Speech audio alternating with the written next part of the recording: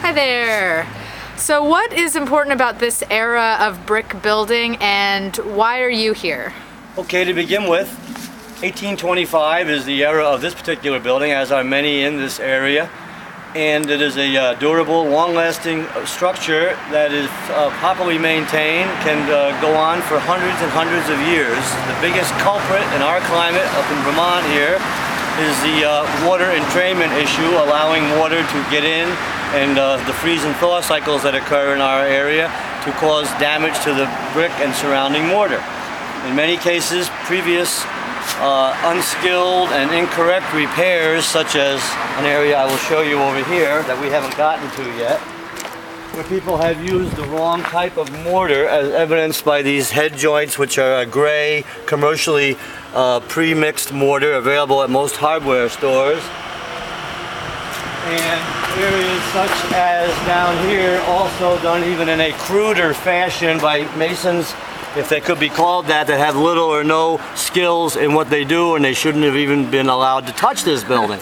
What we have to do in a case like this, and here's an even more blatant example, is literally cut out the affected areas which are too hard. Hard mortar on a soft brick causes the lockup of moisture in the brick, and the water cannot escape because it's locked in. The mortar must be sacrificial to the brick and not the other way around, otherwise we have what's called spalling.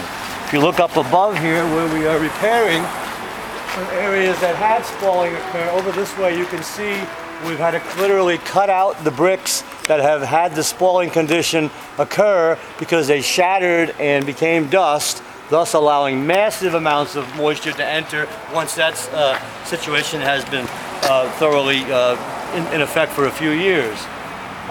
Generally we go over a whole area and we look for bad areas such as shown, other areas of original mortar that need to be addressed where the pointing has failed just due to the age. All these buildings were made with only lime and sand. There was no Portland cement available in the colonies until 1870.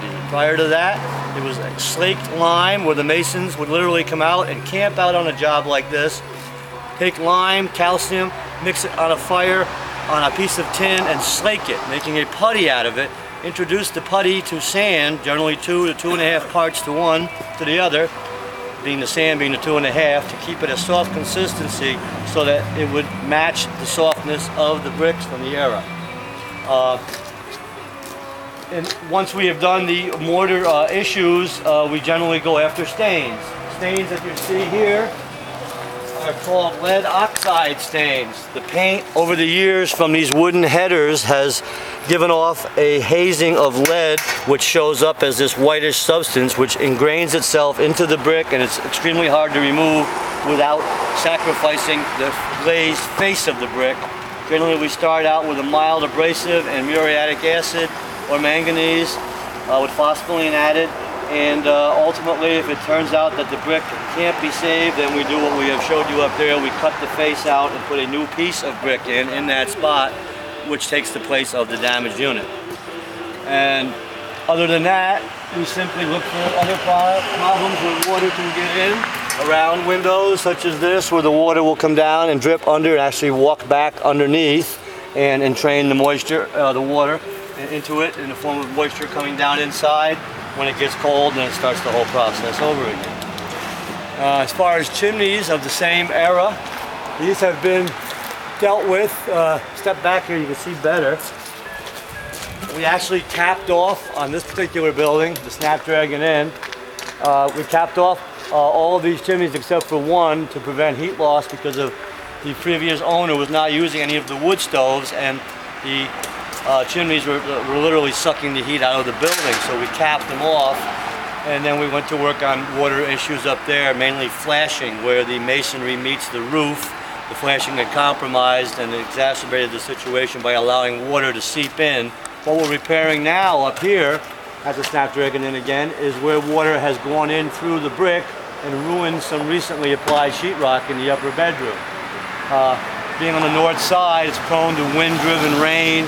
Old brick, especially in the condition I previously described, will suck up moisture like a sponge and transmit it from the outer course through the middle, through the inner. Keeping in mind all these buildings are 3 courses thick, You have what you see on the outside, and there's twice that more on the inside. That's how they were built with redundancy years ago.